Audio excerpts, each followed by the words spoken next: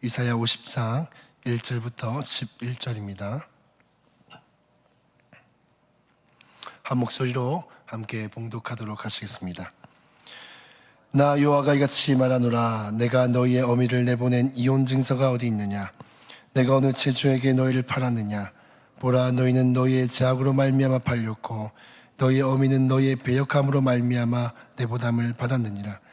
내가 왔어도 사람이 없었으며 내가 불러도 대답하는 자가 없었으면 어찌 됨이냐? 구속하지 못하겠느냐? 내가 어찌 건질 능력이 없겠느냐?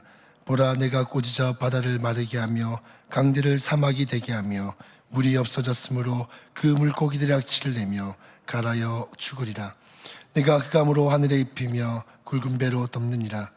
주 여호와께서 학자들의 혀를 내게 주사 나로 공고한 자를 말로 어떻게 도와줄 줄 알게 하시고 아침마다 깨우치시되 나의 길을 깨우치사 학자들같이 알아듣게 하시도다. 주 여호와께서 나의 길을 여셨으므로 내가 거역하지도 아니하며 뒤로 물러가지도 아니하며 나를 때리는 자들에게 내 등을 맡기며 나의 수염을 뽑는 자들에게 나의 뺨을 맡기며 모욕과 침뱉음을 당하여도 내 얼굴을 가리지 아니하였느니라. 주 여호와께서 나를 도우심으로 내가 부끄러워하지 아니하고 내 얼굴을 부싯돌같이 굳게 하셨으므로 내가 수치를 당하지 아니할 줄 아노라. 나를 의롭다 하신 이가 가까이 계시니 나와 다툴 자가 누구냐? 나와 함께 설지어다. 나의 대적이 누구냐? 내게 가까이 나올지어다. 보라, 주 여호와께서 나를 도우시리니 나를 정죄할 자 누구냐? 보라, 그들의 다 옷과 같이 헤어지며 좀이 그들을 먹으리라. 너희 중에 여호와를 경외하며 그의 종의 목소리를 청종하는 자가 누구냐? 흑암 중에 행하여 빛이 없는 자라도 여호와의 이름을 의뢰하며 자기 하나님께 의지할지어다. 보라, 불을 피우고 횃불을 둘러 띈 자여, 너희가 다 너희의 불꽃 가운데로 걸어가며 너희가 피운 횃불 가운데로 걸어갈지어다. 너희가 내 손에서 얻을 것이 이것이라. 너희가 고통 있는 곳에 누우리라. 아멘. 오늘 새벽은 성도의 성숙한 삶이란 제목으로 하나님의 말씀을 함께 나눠보고자 합니다. 네, 목소리가 조금 듣기 거북하실 수도 있습니다. 초등부 성경학교를 좀 진행을 하면서 너무 은혜스럽게 진행하다 보니까 이 후유증으로 이 목소리가 조금 걸걸해졌습니다. 네. 사랑하는 성도 여러분, 신앙은 단지 하나님을 믿는 것에서 멈춰서는 결코 안 됩니다. 신앙은 계속해서 자라가야 합니다. 어린아이가 자라서 이 어른이 되듯이 우리의 믿음도 이 성숙한 믿음으로 되어질 때까지 계속해서 자라가야 하는 것입니다. 이 에베소서 4장 13절에는 이렇게 말씀을 합니다. 우리가 다 하나님의 아들을 믿는 것과 아는 일에 하나가 되어 온전한 사람을 이루어 그리스도의 장성한 분량이 충만한 데까지 이르리니. 오늘 본문 이사야 50장은 하나님의 종에 대한 노래로 장차 오실 예수 그리스도를 예표하면서 동시에 하나님의 백성들에게 주신 성숙한 삶의 본을 우리에게 보여주고 있습니다. 오늘 우리는 본문을 통해서 성도의 성숙한 삶이 무엇인지 이 세 가지를 통해서 함께 나눠보고자 합니다. 첫 번째로 성숙한 성도의 삶이란 나를 돌아보는 삶입니다. 이스라엘 백성들은 자신들에게 향한 그 고난을 경험하면서 이러한 의구심을 가졌습니다. 하나님께서 당신의 백성들을 버리신 것은 아닌가? 이러한 마음을 가지고 있는 이스라엘 백성들을 향해서 하나님은 오늘 본문의 1절 말씀을 통해 이렇게 말씀을 하십니다. 내가 너희의 어미를 내보낸 이혼 증서가 어디에 있느냐? 내가 어느 체주에게 너희를 팔았느냐? 히브리사에서 이혼 증서는 이 아내에게 간음이 아닌 어떤 수치되는 일을 하는 일에 있어서 남편이 아내를 기뻐하지 않았을 때 이혼하기 위해서 써주는 것이 바로 이혼 증서입니다. 이혼한 여인들은 이혼 증서가 있어야지만 다른 남자와 이 결혼이 가능했습니다. 이 하나님께서는 이스라엘 백성들 향해서 내가 너희를 정말로 버린 것이라면 이혼 증서가 있어야 되지 않냐? 근데 이혼 증서가 없지 않냐? 라고 되묻고 계신 것입니다. 즉 이 말은 너희가 분명히 하나님 앞에서 수치스러운 일을 했고 하나님 보시기에 기쁘지 않은 일을 했음에도 불구하고 이혼 증서가 없지 않냐? 즉 나는 너희를 그럼에도 불구하고 버리지 아니했다라고 말씀하고 있는 것입니다. 뿐만 아니라 내가 어느 체주에게 너희를 팔았느냐라는 말씀의 뜻은 고대 사회에서는 돈을 빚지고 그것을 갚을 능력이 없으면 자기의 자녀를 체주에게 종으로 보내어서 그 빚을 갚는 일들이 허다했습니다. 자녀들은 죄가 전혀 없음에도 불구하고 빚을 갚을 능력이 없는 가난한 부모의 그 능력으로 인해서 강제로 채권자에 끌려가 노예가 됨으로써 이 부모의 빚을 상환해야 했습니다. 이 바벨론의 포로로 끌려간 이스라엘 자손들은 자신들의 비참한 신세를 생각하면서 마치 이렇게 생각했습니다. 우리의 부모님이 가난하듯 하나님이 능력이 없어서 이 바벨론에 자신의 종을 자녀로 파는 것처럼 우리를 팔아서 이 종으로서의 삶을 살아가게 하시는 것이 아니냐라고 생각을 했습니다. 이 하나님은 이렇게 또다시 반문하고 계신 것입니다. 자신에게 능력이 없어서 이 바벨론에 굴복해서 당신의 백성들을 바벨론의 포로로 끌려가게 하신 것이 아니다라고 분명하게 말씀하고 계신 것입니다. 이처럼 이스라엘 백성들은 자신들이 바빌론에 이 포로로 끌려온 것을 하나님이 자신들을 버려서 혹은 하나님의 능력이 약해서 이러한 일이 벌어졌다라고 생각했지만 하나님은 그것이 문제가 아니다라는 것을 분명하게 말씀하고 있는 것입니다. 그렇다면 이스라엘 백성들이 바벨론의 포로로 끌려간 무엇 때문에 벌어진 일일까요? 1절 하반절을 보시면 이렇게 말씀을 하고 있습니다. 보라, 너희가 죄악으로 말미암아 팔렸고 너희 어미는 너희의 배역함으로 말미암아 내보냄을 받았느니라. 이스라엘 백성들이 바빌론의 포로로 끌려간 것은 하나님이 그들을 버리신 것이 아니라 하나님의 능력이 약해서가 아니라 그들이 스스로 죄를 범했기 때문에 하나님으로부터 멀어진 것이다 라고 말씀하고 있는 것입니다. 이 구절은 성숙한 신앙인이 갖춰야 될 첫 번째 태도를 우리에게 보여주고 있습니다. 나의 삶에 어떤 문제가 발생하고 무언가 잘못이 되었을 때 이 성숙한 신앙인은 다른 누군가를 탓하고 환경을 탓하고 누군가를 원망하는 것이 아니라 반대로 자기에게 어떤 문제가 있지 않은지, 자신이 어떤 죄가 있지 않은지 자신을 한번 돌아보는 사람이라는 것입니다. 1907년도에 평양 대붕에 대해서 여러분들은 다들 들어보셔서 아실 것입니다. 그런데 이 평양 대붕이 있기 4년 전에 이 평양 대붕이 일어나게끔 했던 그 기폭제 역할을 했던 1904년도에 원산 대부흥이 있었습니다. 1903년도 원산에서 일어난 이 부흥운동은 캐나다 선교사였던 이 하디의 회개로부터 시작이 되어지게 됩니다. 이 하디 선교사는 복음에 대한 부푼 이 기대를 갖고 한국에 선교하러 왔지만은 13년이라는 세월이 흘렀음에도 불구하고 복음의 열매를 전혀 맺지 못하고 있었습니다. 하디는 이 모든 원인을 미개한 조선인들에게 있다 생각했습니다. 조선인들은 아무리 이 고귀한 복음을 전해도 그들 자체가, 종족 자체가 너무나도 미개하고 무지하기 때문에 복음을 이해하지도 못하고 받아들이지도 못한다라고 생각을 했습니다. 그러던 중에 이 1903년도 원순에서 이 하디 선교사가 성경 공부 모임을 인도하고 있었는데 그때 말씀을 통하면서 자신의 잘못을 보게 된 것입니다. 자신에게 복음의 열매가 없었던 것은 조선인들이 미개해서가 아니라, 무지해서가 아니라 자신이 조선인들보다 훨씬 우월하다 생각했던 그 교만함과, 그리고 조선인들을 진심으로 그리스도의 사랑으로 품지 못했던 자신에게 문제가 있었다는 것을 뒤늦게 발견했던 것입니다. 그러면서 그 성경 모임을 인도하던 중에 많은 사람들 앞에서 자신의 죄를 회개합니다.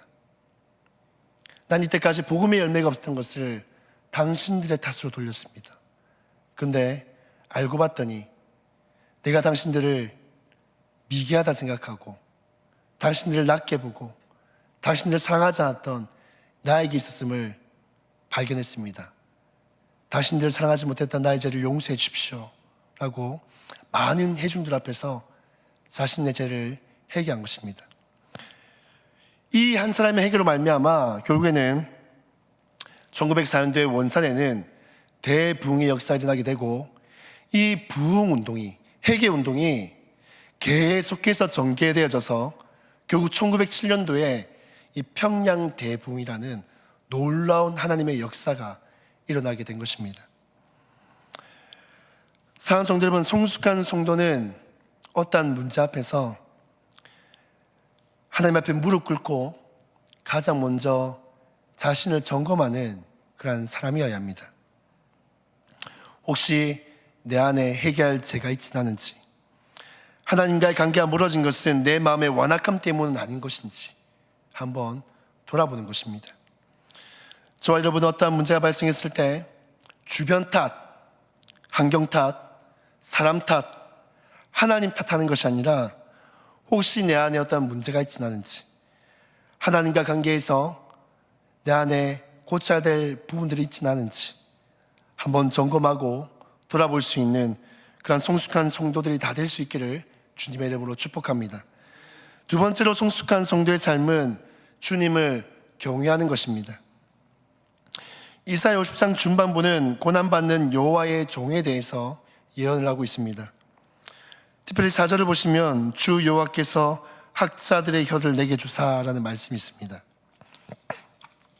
이 학자들이라는 원어의 말씀을 보면 학자들의 특징에 대해서 말씀을 하고 있습니다. 학자는 어떻습니까? 학자들이는 배우는 것입니다.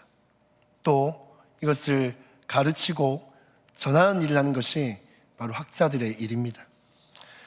이 하나님의 종은 이 학자들처럼 하나님의 말씀을 배우고 말씀을 전하고 하나님의 뜻을 온전히 행하는 그런 사람입니다. 그것에 빗대어서 학자들에 비유하고 있는 것입니다. 이러한 삶을 함축해서 한 문장으로 말하자면 바로 하나님을 경외하는 자의 삶이라고 말할 수 있는 것입니다. 하나님을 경외하는 것이라는 것은 단지 하나님을 두려워하는 것에 국한되어 있지 않습니다. 하나님을 삶의 기준으로 삼는 것을 포괄해서 말씀하고 있는 것입니다. 사람들의 눈치를 보고 또 주변 상황들을 바라보고 나의 삶이 기준 없이 왔다 갔다 하는 삶이 아니라 사람이 바뀌든 환경이 바뀌든 하나님의 뜻에 따라 말하고 행동하는 삶을 바로 하나님을 경외하는 자의 삶이다 라고 말씀하고 있는 것입니다. 우리가 잘 알고 있는 위대한 선지자였던 이 다니엘은 왕 외에는 누구에게도 기도하지 말라고 조서를 내렸던 이 다리오 왕의 조서가 내렸을 때 그는 그럼에도 불구하고 예루살렘을 향해 창문을 열고 사람이 보든 안 보든 자신을 감시한 자가 있다는 사실을 알면도 불구하고 평소처럼 하루에 3번씩 뜻을 모아 하나님 앞에 기도하였습니다. 그는 사람을 두려워하고 주변 상황들을 바라보고 그에 따라서 맞는 삶을 살아간 것이 아니라 사람이 바뀌든 환경이 바뀌든 그 어느 곳에 있든 하나님을 경외하는 삶을 선택했던 것입니다. 이것이 바로 성숙한 신앙인의 삶의 모습입니다. 오늘날에도 우리는 사람의 눈치를 보고 혹은 주변 상황들을 보고 거기에 맞춰서 우리의 신앙이 들쭉날쭉할 때도 있고 거기에 맞춰서 변화될 때도 있습니다. 그러나 성숙한 성도는 상황이나 평판에 따라 움직이는 것이 아니라 내가 듣고 배운 하나님의 말씀과 뜻을 기준으로 삼고 살아가는 것입니다. 그러한 삶이 바로 하나님을 경외하는 삶입니다. 저와 여러분이 세상 눈치, 주변 눈치 보지 않고 하나님 눈치 보고 하나님 의식하며 하나님 말씀대로 우리의 삶의 기준으로 삼고 살아가는 성숙한 성도들이 다 되시기를 주님의 이름으로 축복합니다. 세 번째로 성숙한 성도의 삶은 섬기는 삶입니다. 이사야는 마지막에 두 부류의 삶을 대조하며 우리에게 말씀하고 있습니다. 10절을 보면 여호와의 종을 경외하며 그의 종의 음성을 청종하는 자, 또 11절을 보시면 너희는 다 불을 피우고 횃불을 둘러 뛴 자라. 전자는 하나님을 의지하는 자를 뜻하고요, 후자는 자기의 힘과 불로 나아가는 자를 뜻합니다. 성숙한 성도는 하나님 앞에서 자기를 비우고 하나님을 의지함으로 이웃을 섬기는 자들입니다. 하나님의 종이 고난을 받으면서도 말없이 인내하는 모습이 바로 섬김의 본이 되어집니다. 예수님께서도 제자들의 발을 씻기면서 이렇게 말씀을 하십니다. 요한복음 13장 15절 말씀을 보시면 내가 너희에게 행한 것 같이 너희도 행하게 하려 본을 보였노라. 남수단 톤지에서 예수님의 사랑을 전했던 이태석 신부라는 분을 아마 다들 아실 것입니다.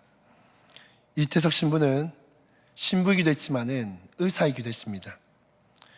그는 의사로서 안정되고 또 부유한 삶을 살아갈 수 있었지만은 그럼에도 불구하고 남수단 톤주에 살아가는 사람들을 섬기기 위해 이 수단으로 선교사로 나가게 됩니다.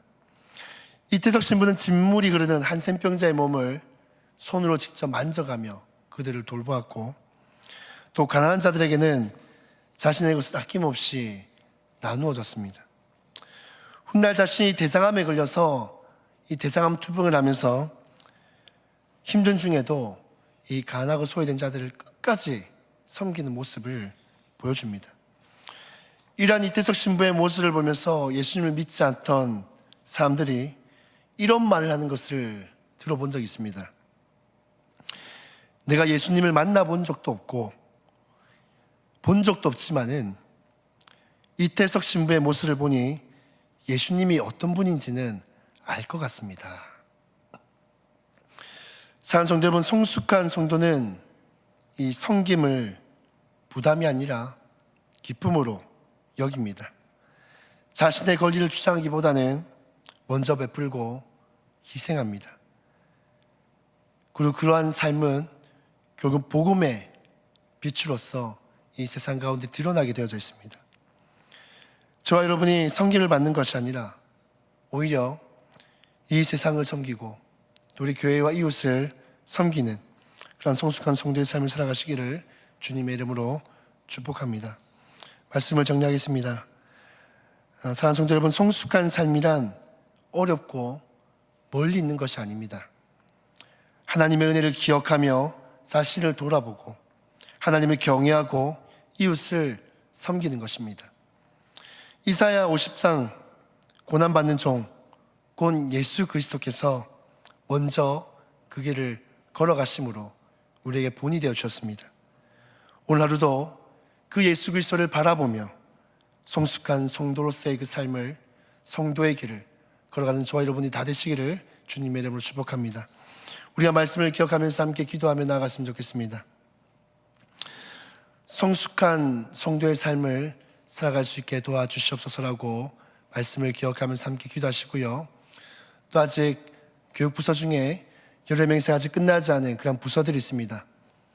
부서들을 기억하시면서 계속해서 하나님 은혜가 부어지도록 기도해 주시면 감사하겠습니다. 주어진 기도 제목대로 기도하시고 개인의 제목으로 기도하신 후에 자유롭게 돌아가도록 하시겠습니다. 기도드리겠습니다.